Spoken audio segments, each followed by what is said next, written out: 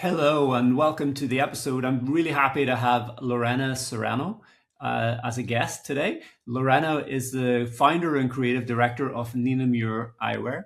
They're based in Madrid, in Spain, and they make from scratch in their headquarters in Madrid. They make eyewear from scratch, designed by Lorena. They make it from sustainable materials, primarily wood, and it's just a fascinating company and a fascinating concept.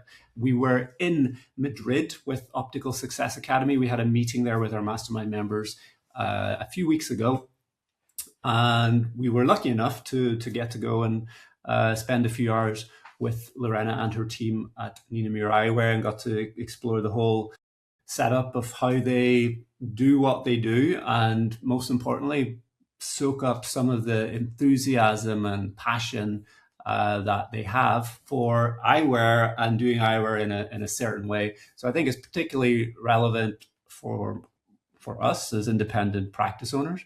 I think it's particularly important for any independent practice owner that is looking for ways to differentiate and make your business more special and make your business stand out more in a world where there is more and more and more of everything kind of being the same. And yeah, this has been a brilliant conversation with Lorena, and hopefully you'll agree. Her enthusiasm and passion just exudes through everything that she says. So it's a great one to listen to. I would share it with your team. And without further ado, let's meet Lorena. So thank you so much for joining us, Lorena. I'm excited to have you on the podcast.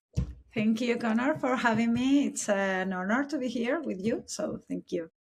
So let's start at the beginning, I think. And for you, was there a moment when you thought that this was, eyewear was the industry for you? Like, what first drew you into eyewear? How did that all start? My mom, no doubt about that, because she's an optician. She used to own 3 optical stores, 3 practices, and at the end, my younger sister, is an optician as well, and I'm not finally an optician, but I have been always with my mom in the shows and at the store as well. So yeah, I started like I grew up in the industry, Okay. inside of. How old were you then when you went to your first trade show? I think like 15, Okay. 16 years old. Yeah. Exciting times. And and when you decided that when did you decide that this was what you wanted to do?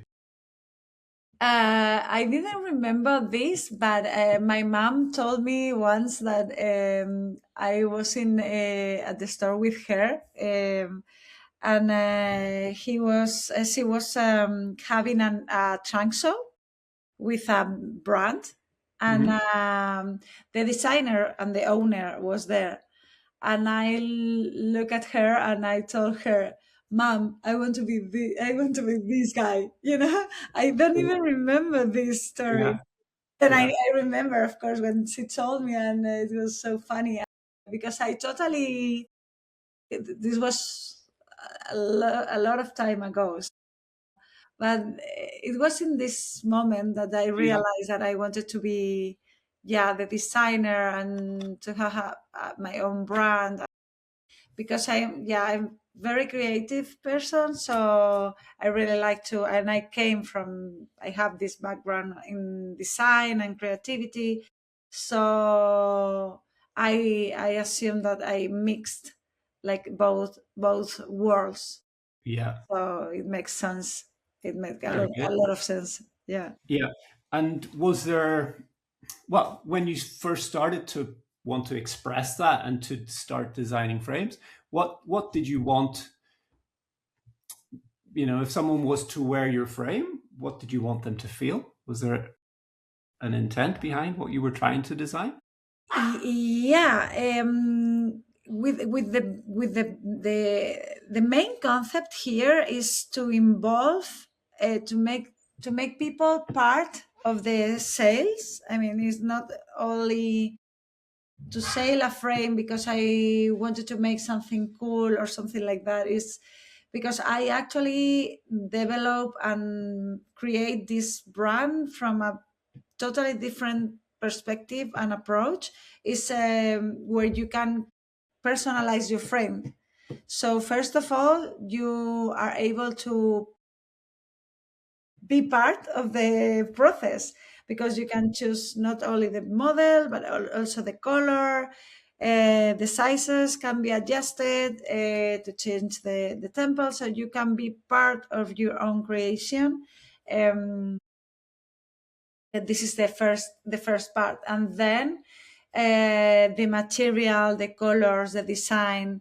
I mean, I wanted to, for me, and I, thanks God, I receive a lot of this feedback that they feel very bound with the frame, like they have a special connection with the frame because they are very light, very comfortable, the natural touch of the wood, and uh, also I know they actually, when some people start wearing Nina Mûr, they don't want to change to another Yeah. material or brand again. They want another Nina Mûr. So it's true that I mean, I feel this product, it has a lot of sensitivity.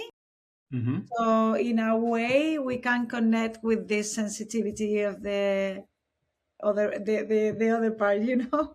Yeah. I don't know Yeah. if I can explain myself properly, Yeah. but But what do you feel is the difference then between? I was going to ask this question later, but what's the difference between someone who sells a pair of glasses versus someone who kind of almost transforms the client a little bit and changes how they feel and changes how they feel about wearing glasses? What are the elements there? What's the difference that makes that work? to be involved and to be part of the process is very important, of course, because it's not okay. I have this and I buy this and that's it. It could be Hmm. beautiful, it could be comfortable, it could be nice, practical, but it's already done. And also, I think it's very important to be aware of the process of the creation. I mean, it's not how it has been made, this product, and where and who is making this. So to be aware of this, I think it becomes totally different. It makes the product absolutely different, because if you are buying something made or designed by you don't know who, or made by some people in Asia, or and it's very impersonal, and It's also, anonymous. yeah, to be aware of the process, the traceability of the product, and Hmm. that is sustainable as well. So it's a lot of little things that make part of this conversation, and Yeah, yeah, I agree. I think because those things are what gives the product meaning, and I think to change the meaning of something, or to provide the meaning of something, you have to take the time. The person has to take the time and slow down and tell the story of exactly. the product. Well, how important is storytelling? Do you feel for what you do and what we do as owners of an independent practice? I mean, nowadays, I think storytelling is everything, because you have products. I mean, I don't want to be offensive or anything like that, but Hmm. you have products like that. Maybe they compete in price, or is more for the mass based more on mass production, and based on sales. I mean, I Yeah. want.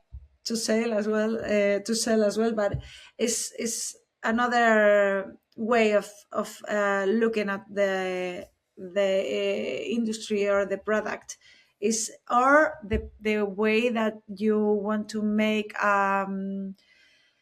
responsible product, because of the material, the way you treat the people in the middle, the way you treat your clients as well. It's very, very important for me to be part of the team of the opticians, and evolve and grow together, and improve together.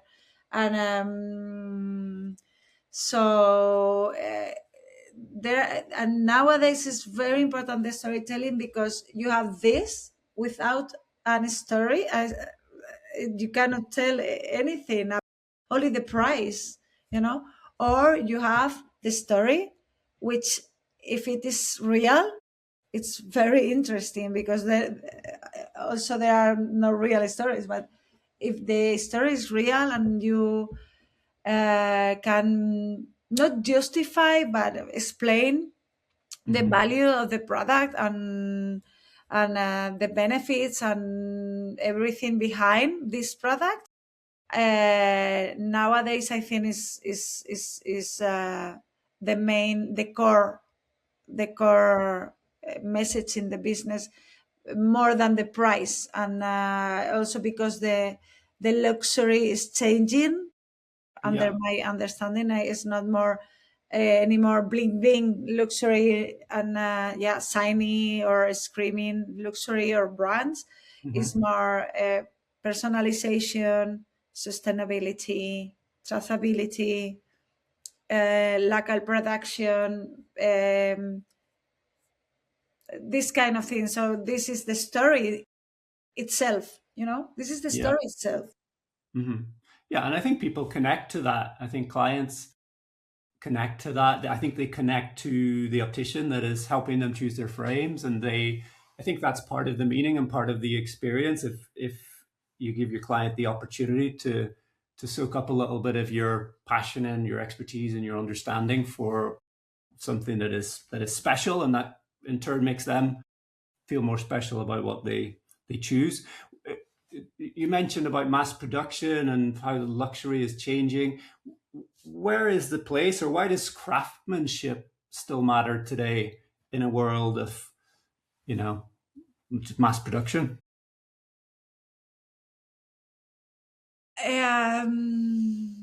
I think now, or maybe because I am in this uh, sustainability, interested in sustainability in businesses. I think that now is getting more importance, the craftsmanship now. uh, Even I can realize with Nina Mûr, that before, when I spoke about sustainability of craftsmanship, people was like, okay, but they didn't care that much about it. But now it's getting more important, which is great. So I think people is understanding that something make with care, with time, with passion, is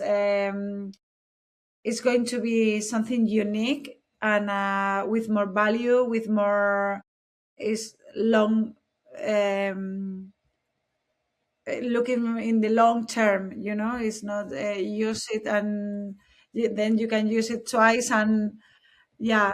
So it's also about quality, and it's like the real luxury in, like, Loewe, or um, they make and they work with the leather, and it's very craftsmanship. Everything is very curated and well done, and they take their time. I mean, you need time to make something uh, well done and personalized, and so I think now craftsmanship is very polarized.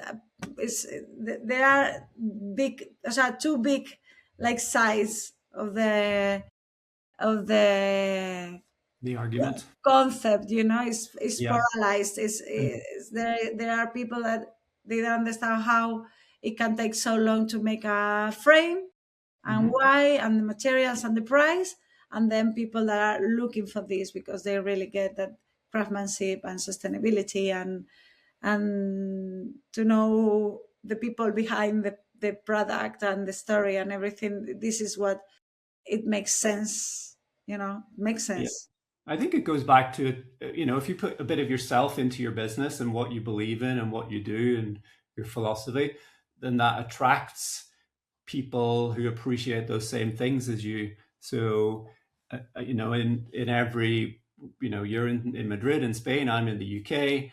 We have people listening in the America, in Canada, in Australia. But I think in any market, there is always people who have an appreciation for aesthetics, for design, for personalization, for sustainability, for quality, craftsmanship, and it's. I think all of those traits are.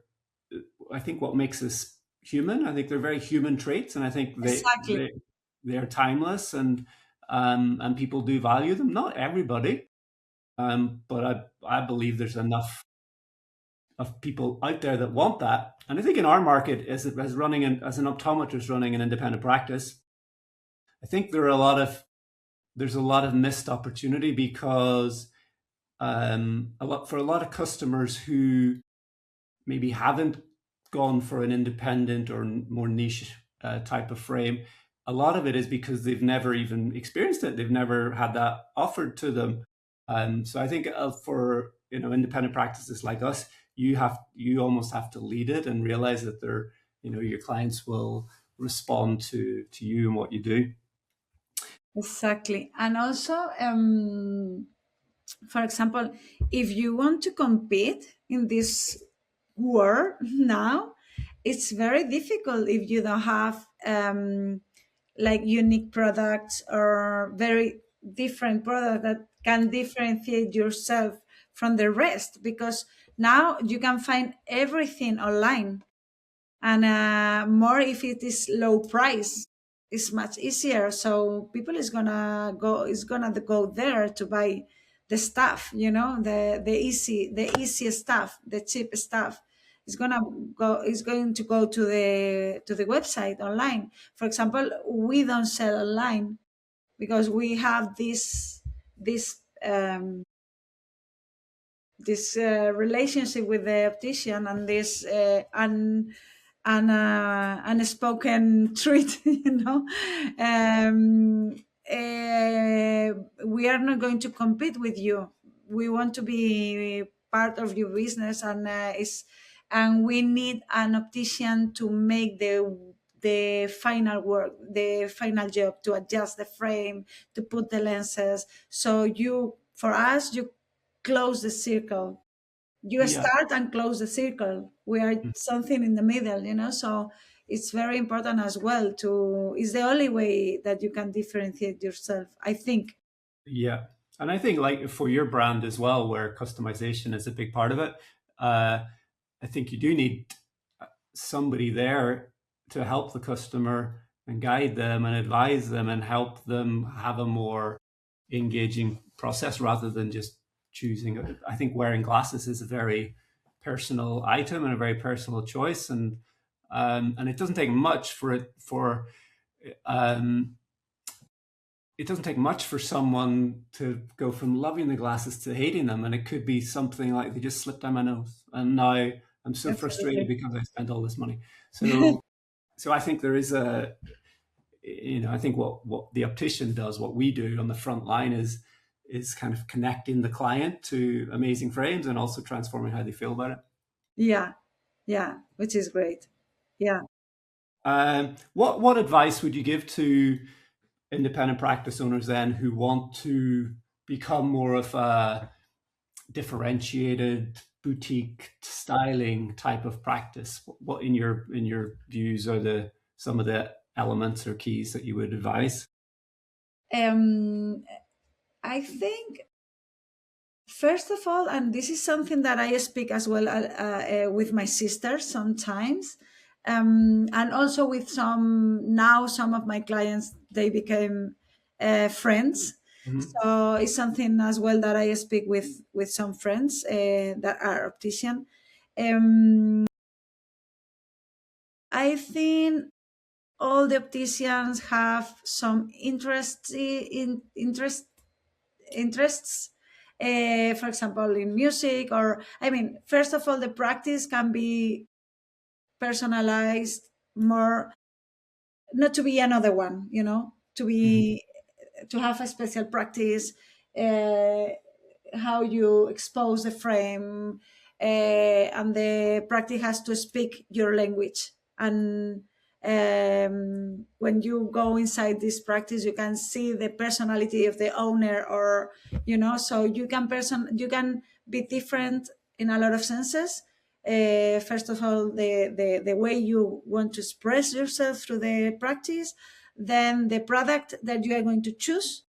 Of course, you have to connect with this product, and I think you can choose more classical frames or more bold frames, or have a balance, depend on based on your strategy, or as well with the prices. I mean, you can find different ranges, different kind of designs, different materials as well. So you can have metal, acetate, wood, and create your own.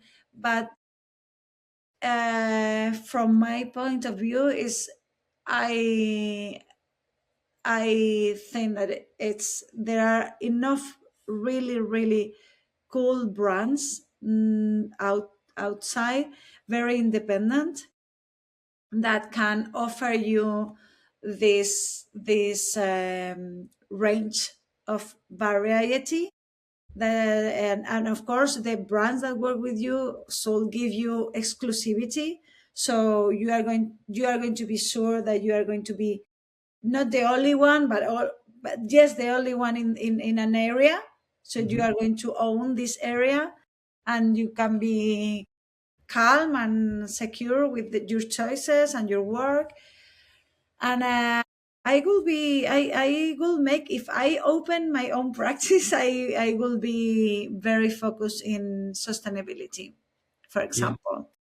So yeah, but from starting from your personality, the way you are going to create your practice, and to think about your strategy, how you are going to show your product, which kind of product, why. And I think it's the only way of be different, because if not, you become another chain. And Hmm. it's like, okay, pam pam pam pam. And for me, it's also having fun and connecting with the clients, Yeah. and it's not a battle about prices. Is Yeah. because you are, I think, again, this is always my opinion, but a battle of prices is gonna be is crazy. There is gonna be a moment where you are going to die because Yeah. yeah. Yeah. Hmm. Just and it just doesn't make sense. It for me, without going into it, but for me with price, unless we have a good price, if I want to deliver a great experience to my clients, if I want to have a great team there to serve them, if I want to really look after them, and if there's a problem, I'll just fix it. If I want to do those things, the business needs money to be able to do those things. So the more you lower your price, the worse everything has to become. And as you say, you get to the point where it gets worse and worse until you get to the bottom. Yeah, always there is gonna be another person cheaper than you, Yeah. so, So I and think there's a yeah, lot.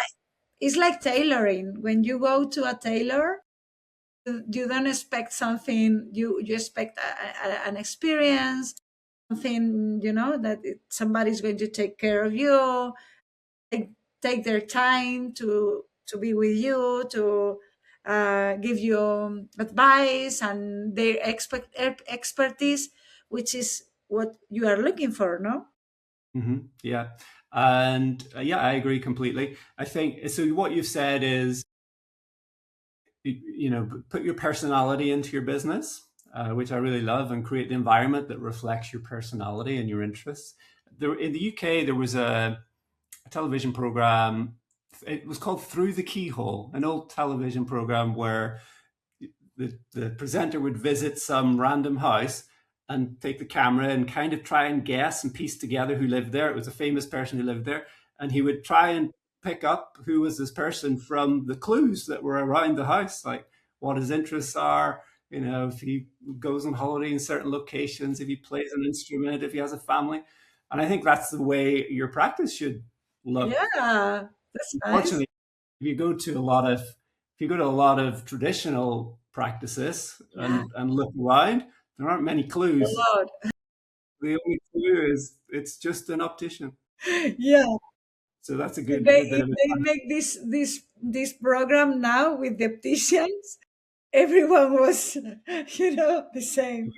It wouldn't be a bestseller. Yeah, yeah, So exactly. yeah, and I think business is simple when you boil it back to the human traits. It's like, do what you enjoy, make the business something that reflects you, be nice to people and have fun with your customers, pick products that you believe in. That's another point I think is important as well, is sometimes people ask me, I've previously worked with Luxottica products. Should I change and start working with independent eyewear? Which brand should I get? And my advice is always disappointing to them. I'm like, well, I believe there's a big opportunity there, but I can't tell you go and buy these brands. You have to believe it. So you have to become interested. You have to travel to trade shows. You have to explore. You have to look for those things that excite you, and Exactly. now you can be authentic. Otherwise, you could take all the frames in Jones and Co., plonk them in any other practice that doesn't get it and doesn't believe in those, and it wouldn't work. So it's that belief. Any tips there about for someone who went to university to train to be an optometrist and is that way minded and maybe isn't as design led or hasn't really explored that as much? What are some of the ways to get a little bit more excited about that side of things, and be able to feel confidence in yourself that you know what you like and why when you look at brands? Yeah, you're totally right, because I have sometimes I know people in at the shows, and sometimes you can realize, you can notice that they are not convinced yet, because maybe it's too soon for them, or maybe they are not getting the point, because they came from super classical way of working, classical design, totally different. So you have to change it's like re-educate. And sometimes I prefer not to force the sell and not to sell them, because it's not going to work. They have to be convinced exactly by themselves. But if they go to the shows, to meet the designers, it was very funny in when you were here in Madrid Mm-hmm. last two, March. 2 months ago. Um, One of the girls, the owners, I don't remember her name, but she told me, I used to be very classical. I'm not used to work with this kind of brands. But then when she met the workshop, the atelier, the story, the designs, and everything, she become like more passionate and excited, and and you can say, okay, now is the moment. But 2 hours ago, no, it wasn't. Yeah, you can see it. You can almost see it and hear it in people's voice when they believe. Yeah, And I think to get to that point, you just have to be willing to explore. Obviously, absolutely. we were lucky, the group that we took and had the pleasure of seeing your headquarters and seeing everything. But you can, even without the opportunity to do that, you can still explore and read a few articles and blogs and talk to Exactly, and people this and and see the product. Yeah. yeah, I am still a little bit young, and we have a lot of plans in terms of marketing and communication, and some of them I spoke about them with you as well. But for example, I wanted to make some newsletter or in the hub, Nina Mûr hub that I have. Put some things about design when I design a collection, why the Bauhaus, what is the Bauhaus, no? And so to have, yeah, to spread a little bit more like the cultural side behind Nina Mûr, Yeah. the design movements, architecture, um, artists, so we can share this knowledge, and maybe Mhm. you can get more because you are learning something and you can get more excited about it. But yeah, it's be willing of explore and to have this curiosity. I think curiosity is key. Yeah. Yeah. Mm. Yeah, absolutely. And without that, you never really. I mean, with our marketing at Jones and Co, we're talking about. There are so many clients who we believe would love what we do, but they they don't really believe us, or they don't really they don't know. So they don't know what they're missing out on. So really, I think a lot of our marketing job is to help people just open a little gap in their mind and help them be a little bit more curious and help them ponder and help them want to explore. And only at that point then can they. I mean, so many of our clients will, in the Google review, will write, "Oh my goodness, I never even thought I could love my glasses." So I think a marketing is about helping people find that point where they're excited for themselves and they discover it almost in their own way. Yeah, this is a pity. Absolutely, it's so sad because when you think about classes, is I mean, we love classes, of course, but if you really think objectively, I mean, not because we love the product, but it's an accessory. Okay, first of all, it's something very technical that you need. So starting from here is very, very, very important, super important. It's like something medical that you need. So first of all, this is the first reason, because it is super important. Then is a fashion accessory. You are going to you spend a lot of time, or not everybody, but woman, mostly, but a lot of people spend a lot of time choosing the jacket or the t-shirt or the shoes, or that they are going to change every day. And our But hair still, as well. your hair, your compliment, yeah, how you put your hair, exactly, and they are going to change every day. But then they don't spend or think about the accessory that is a fashion accessory, which is in your face. It's the first thing that people is going to see uh, from you, so there are so many things that why is not, and all women, I think 100% or 99% of women has mm, 5 bags at least, you know and sometimes they are not cheap, or shoes. Yeah. And what happened with the frames? You have a wedding, you have a party, or one day you feel, it happens with me. I feel like, okay, today I feel like I want to disappear and I wear this kind of frame much more. Today I feel more strong, or I have an event and I want to be seen or something. And like I choose my shoes or my outfit, and but it doesn't happen with the frames. I don't get it. I Yeah. really don't get it.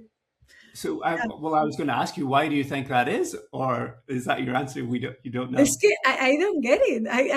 It's like people is so used to wear the same thing, And a lot of, and also a lot of people, they don't know that there is another world outside Chanel, Louis Vuitton, I mean, Luxottica, Ray-Ban. They think that Ray-Ban is the best frame ever. You know, like everybody thinks that Ray-Ban is the best of the best and the cool. And it's like, oh my goodness, we are like in the underground. And in fashion, Hermes, Loewe, and a lot of brands like very underground. Uh, they have their own space, and but in glasses we are, I don't know, we are very misunderstanding. Yeah. Well, I think that's the opportunity. I think that's an opportunity, isn't it, for independent practices that can excite themselves to go on that journey and have that kind of practice that you describe.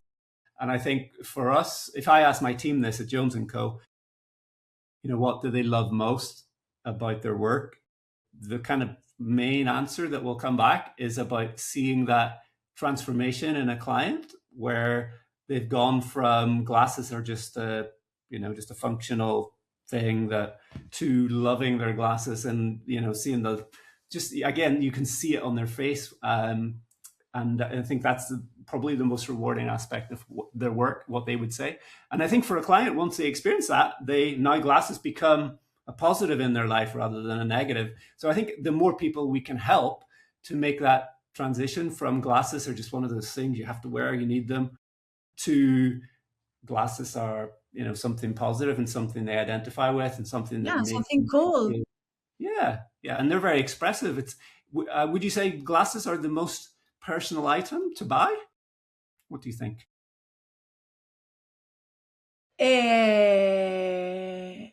One of the most, I mean, it's Like I very said, intimate. Maybe it's because of that that yeah, people don't want to risk. So I'm going to wear the subtle and the easiest because then I'm not going to get wrong, you know? yeah, yeah. Maybe it's because of that, because when you can change a lot, like the earrings or rings, or I think people take more risk. So Mhm. maybe because we are very it's very people include, I include myself of course, but we judge a lot.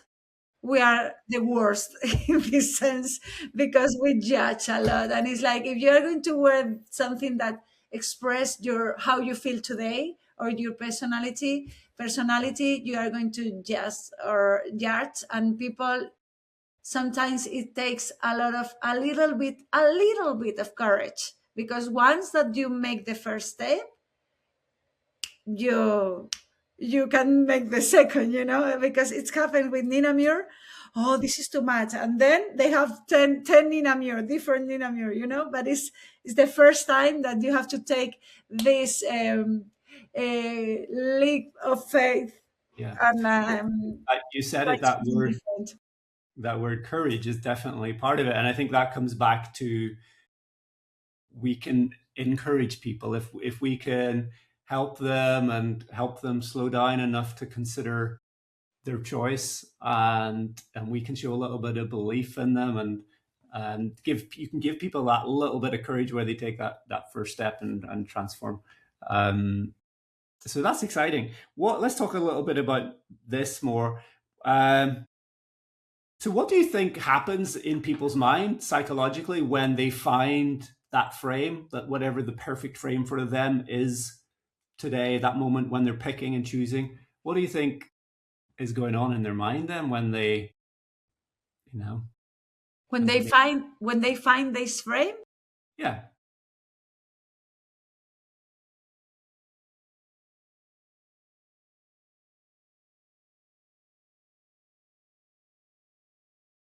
or if I you're shopping for something, what happens in your head when you find something you're like, this is me? Yeah, this is me. It's like I think it's different things together. First of all, I think it has to be comfortable, for sure. I mean, you have to feel like nothing, because if not, this is the first thing.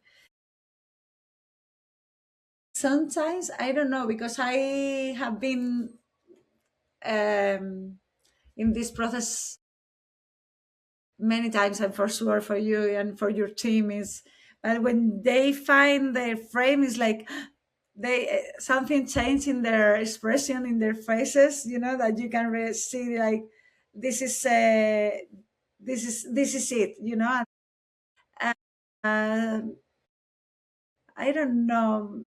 I really don't know. Sometimes it's just the design, or can be the color, or it's because it's super comfortable and they like the design. Is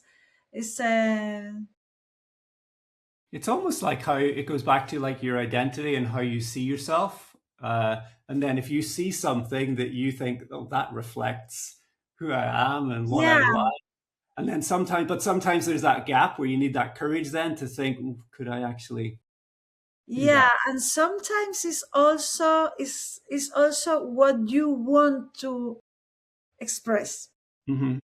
because it's funny sometimes. Is You can clearly see that this frame is too big for a face, but they really want, because maybe they associate this to a kind of concept that they want Yeah. to express, or they want to be, or a round frame, because you like, I don't know, Le Corbusier or some, and you want to seem like an architect, and you want, so sometimes it's, yeah, what do you want to express, or something that connect with you in a very deeper level, like, you know yeah, or sometimes as well the moment that you are living, but for sure the yeah, they have to find the courage in any case, Yeah. Yeah. Well, I think, and some of these points start to connect. I think if you have someone in the practice who is helping the person by asking questions and helping them explore who they are and what they do, and just an exploration of who is this individual in front of them. And then also you have the products and the ability to customize, and you can find products that then match that person. And if you build it in a way where you have this fun interactive experience with the client, then that gives the space to be able to bridge that gap and help them find the courage to find a frame that feels them, and then that gives them confidence. And so it's very important work, I think, that we do. If you think about it, like Wow, we absolutely. The confidence is key. The confidence is key. If they don't have this confidence with the optician, yeah it's not going to work. Sometimes uh, even in trunk shows where I am, because I like to work in a practice, so, and working with the optician and selling and knowing the final clients. So at the trunk shows, I also work, and sometimes I give them my opinion. But then the optician came, which is their optician, from the person which they trust. I mean, they don't know me. Yeah, they listen to me. Of course, I'm the designer. But if the optician tell them, but maybe I'm going to show you this as well, it's super important. The confidence, they are going to trust you. yeah yeah So to create this space where they can relax and, okay, I know that I can have yeah confidence in this person. It's very, very, very important, yeah and it can yeah change everything. yeah, I agree. And for us at Jones and Co, Jess, uh, and Catherine and Deepal, all the team would have regularly clients who they're they're just putting themselves in. I'm putting myself in your hands, Yeah, and I it's think very, yeah, it's like a personal shopper or a psychologist. yeah, and I think when that happens though is uh, over the years you they build up trust because they feel that you understand them, and so if the client feels that Absolutely. you understand them, they're now willing to trust you, and the way that they will feel you understand them is by listening, by asking questions, and then I think on top, if you throw in a mix of like at Jones and Co, if you go and see Jess, by just talking with her and observing her, you can tell that what her preferences and style is, and she's into aesthetics and style, and you know, so you're getting there's a lot going on. How do you, for practice owners who are, and obviously you will know this as well by running your own business, that it's not enough just for the owner to get it. The team has to get it. Um, because again, if an owner brings in a product like Nina Mûr and the owner's excited, but the team just see it as another line of frames, it won't work. So, what do you see the best? The partners that you work with, independent practices, what do you see the best ones doing in terms of making sure that their team are Involve? enthused and passionate?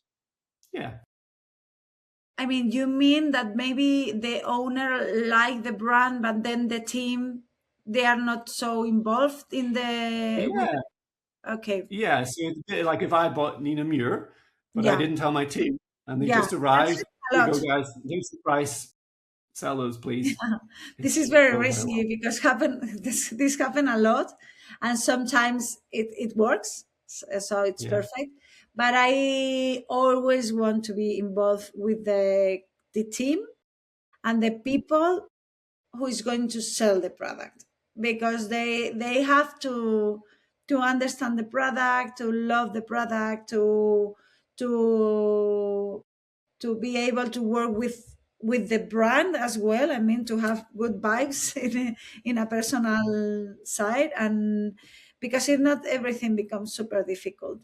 So for these moments and this situation that happens sometimes, for example, in Nina Mûr, I create a what I call Nina Mûr Hub, which is an space where I share with them all the story, all the process.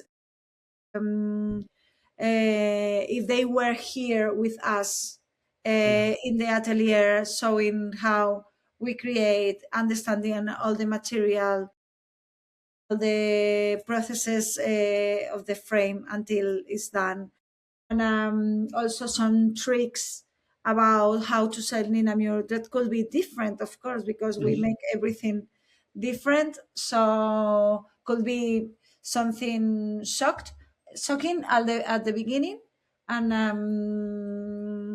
yeah, I always try to be uh, close to the team, so they can understand, and I think it's very important to give the team these tools, yeah. because again, we are a team, and if not, they are going to be like naked to in the sales, they are not going to know the story or anything. So it's very important to give them all the information, yeah, to And, be and totally how do you involved. do? How big is your team? Just so people know. How? In Nina Mûr, how many is in your team? And then I was going to ask, what kind of things are you doing with your team so that they understand? Yeah, we are 12 people. Two of them are like outside of the office, but they are key pieces in the process. And yeah, I we have the team separated between the atelier or the little factory and Hmm. the office, customer success or accountability or IT. So we have this because we are not a regular brand. We are the producers. So it totally changed how we work. and we are not only the producers, but we produce everything bespoken and on demand. So what makes everything like super difficult, I mean more complex process. And so we have these two sizes in the company. Yeah. And Yeah. do you do regular training, or do you have a regular, yeah, regular training, regular meetings, or do you do training before a trade show? How do you keep those? You know, because I find in my experience when it comes to training a team, it can't be just once. Here we go, your Exhaustive. training's done. It has to be never ending. What is Exhaustive. it like for you? Yeah. Yeah. Yeah, it's Maybe never I'm just really bad at training. I don't know. it's never ending, absolutely, but it depends on their function, so the things that they are doing. For example, accountability is more what, what I am expecting from this position. So also how, from how to organize the work and the priorities and these kind of things, and how to deliver the information, and how to, I training them a lot about how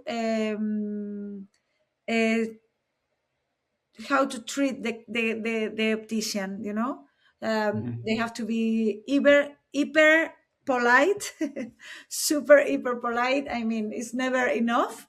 You cannot be enough polite. So and these kind of things, the process where you, when you faced an incident or a case because something happened, how you are going to answer this. And of course you are going to help the customer, to help the optician. And so it's more mindset that I Mhm. am doing with them.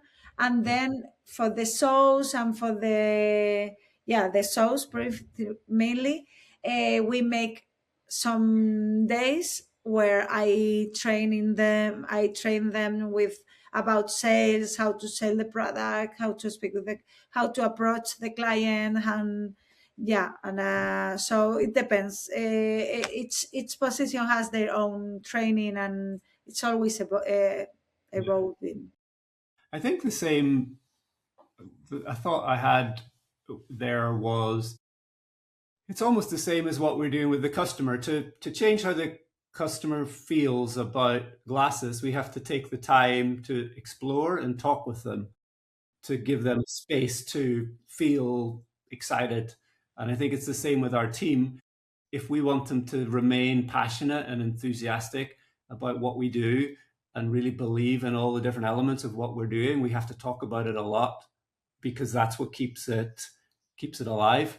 Um, and you can almost tell, I think, when if you do have a person, a customer, or even a team member where they're lacking any enthusiasm, then it's, you can't just tell them be enthusiastic. You have to have, Yeah, and you have to yeah, explore and have these conversations. So yeah. so I think that's so important. I remember something I learned years ago. Somebody pointed out that enthusiasm, which I believe is one of the most important things in selling, enthusiasm, the word, the last four letters are IASM, which stands for I am sold myself. So if you're enthusiasm, you have this thing, I believe what I'm talking about, and that's what kind of is kind of Come from, yeah. yeah. So anytime that doesn't exist, we have to talk and explore and help that person find it. And what about for you, Lorena? For how many years you've been in the industry? What do you do to creatively, find your inspiration? Anything particularly that does that for you? But once I want to tell something about the last thing, that about the Okay. enthusiasm, because it takes time you have to explain, but also sometimes you have to take the time to explain why. Why are you doing that? Why in it's not just do this like this and that's it, because I tell you that you have to do that. And I try to explain always why we have to do that like this or not. Sometimes they don't get it, and then you have to do it and that's it. But to take the time to explain why as well, so people have to understand the reasons. I think this is very important as well, to take action. So, but about the inspiration, Okay. yeah, so, it depends. Sometimes I mean, I love classes, I love design. So sometimes I just start designing, drawing. Hmm. Sometimes they came like this. I would like to tell you, it's always about a super great concept and these kind of things, but it is not always like this. Sometimes I'm drawing with my kid, with my son, and oh, this is nice. I'm going to work on it, but I have an idea here, and it came from here, from there.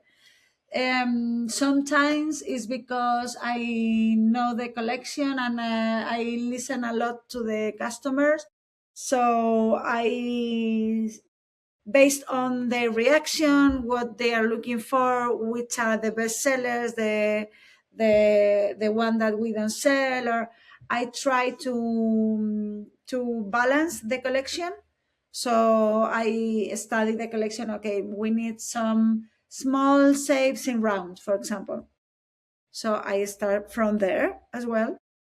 So very practical and very very earthy reasons.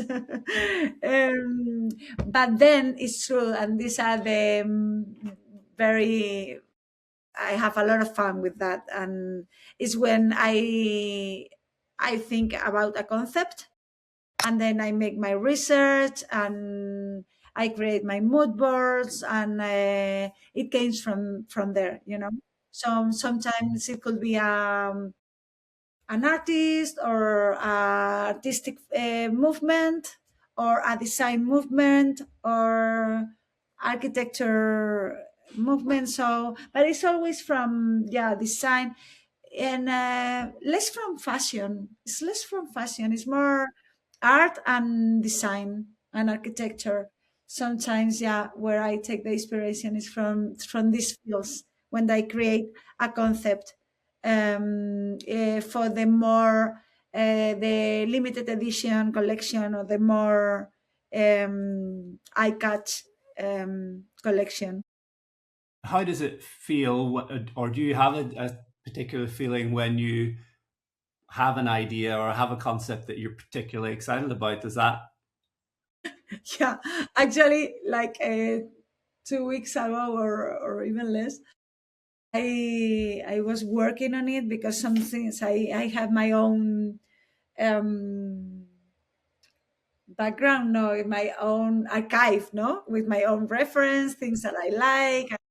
I was looking at, because sometimes you need to, or you go to a museum, or even in a trip or something, and you get inspired, and this is the first spark, and from there you start working.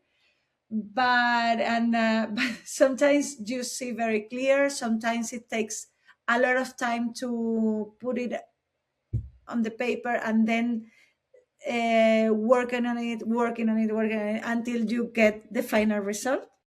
It's a very long process. Sometimes it's immediately, and it's very different.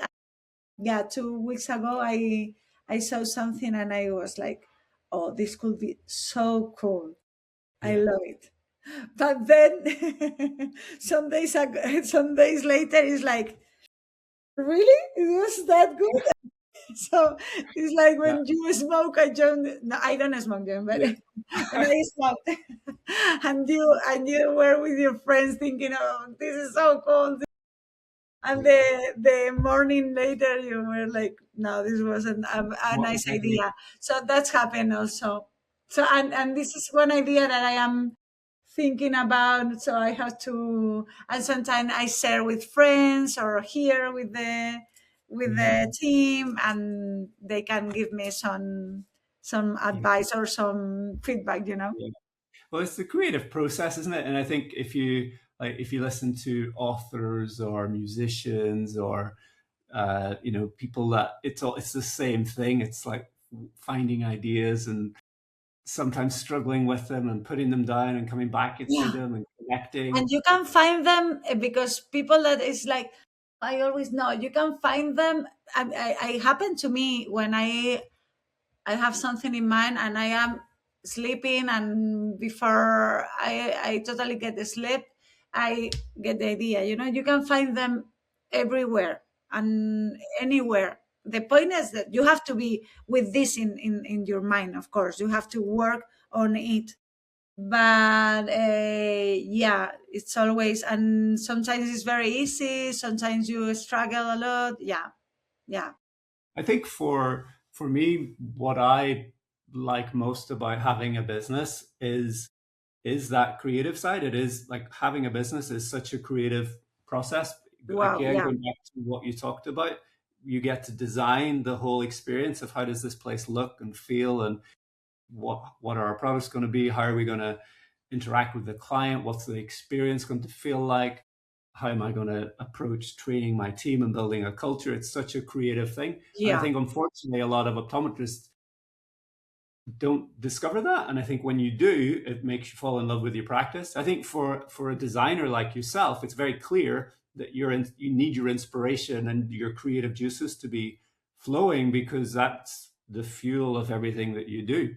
But I think the same is true for any business owner is it's our own energy and inspiration that drives everything that we do. So I think again, going back to one of your earlier points, is that's why we have to create a place that reflects us and that brings out the best in us and work with brands and people that gets us excited and hire team members that we like and see potential in. And yeah, when you put all those things together, that's what creates this energy and ability to go and do stuff with your business. So yeah, it's an yeah. important thing. And also, at the end of the day, what do you want? To be exhausted and bored, boring, and bored. Yeah. Board, yeah. And like wishing that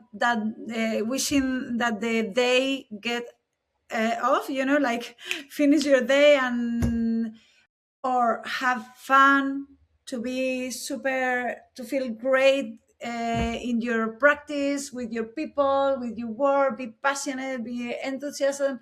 So the only way of doing that is getting out, and it's super used expression. I don't like because of that, but it's true, getting out of your comfort zone and to think about how can I do this more fun. And this is gonna be work. This means work job. You have to work, and it's gonna be difficult, maybe sometimes more difficult, but on the other hand, you are going to have fun, passion, and I mean sense, sense. Because if not, what is the meaning?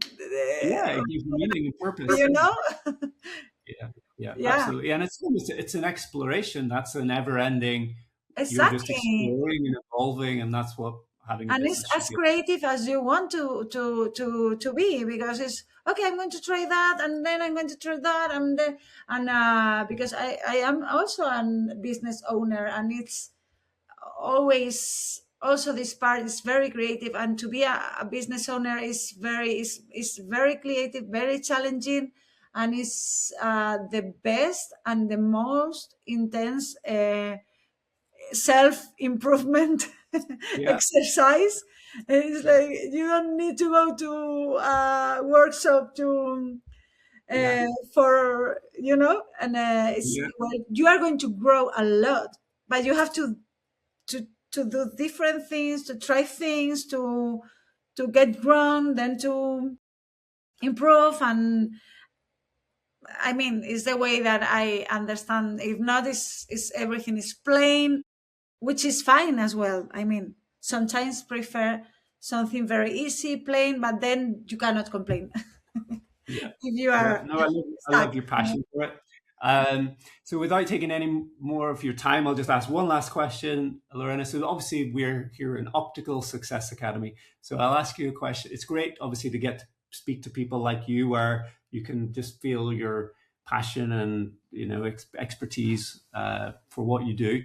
But for you, what would you say is, what does success mean to you at the moment? Whether it's business or whatever you want to apply, what does success mean to you? Success has changed a lot of times through my life.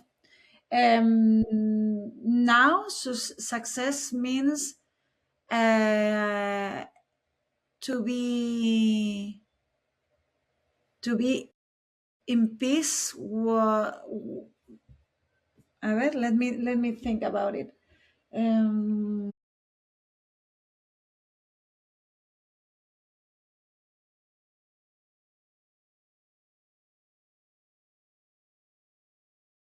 it's basically what we were talking about. I'm happy of going to my job, of doing my job, and being with the people in a nice environment and working with people that I like, and everything is everybody's happy around it, and I can trust the people. And success is be able of living out of my dream, but in a very like balanced way, and yeah, in a calm way. And I don't know if Peaceful. I explain myself, but it's like it's not too much. I don't need success is not a lot of things for me. It's just Yeah. to be able of doing what I like, as calm as it's possible. Yeah. I don't know Oh, if that's it's beautiful. I think that's it. I think sometimes when we, obviously everyone's definition of success is very personal and can change throughout your yeah, life. it changes Um, actually. yeah. Yeah, But so many times when I was on holiday in the US over Easter, we hired a camper van and an RV and drove around the national parks with the kids. And my boys are 15 and 13. But so many times when you're on vacation or on holiday and you have these incredible days, it's like, well, what did I do? And it's like, I went for a walk, I had a coffee, hung out with the kids. that's Often it. the things that we Yeah, make happy days are the little things. So if you can build them into your daily work, then that's yeah. It's maybe even. little things, and be in peace. Calm with the people, with your family, to have the time to do what you love with the people you love, and it's Yeah, little things actually. yeah. Yeah. I think independent businesses are a great place to be able to. You have that opportunity to make your business more human and more, people centric. So it's a big opportunity for everybody listening here. But I really appreciate your time to come Yeah. on and speak to everybody and let them find out a little bit about Nina Mûr, but more importantly, you and your philosophy. So and thank you for everything you do for Jones& Co as well. I know. I mean, my Um, pleasure, and thank you for all the visibility and the interview. Thank you, and also your team.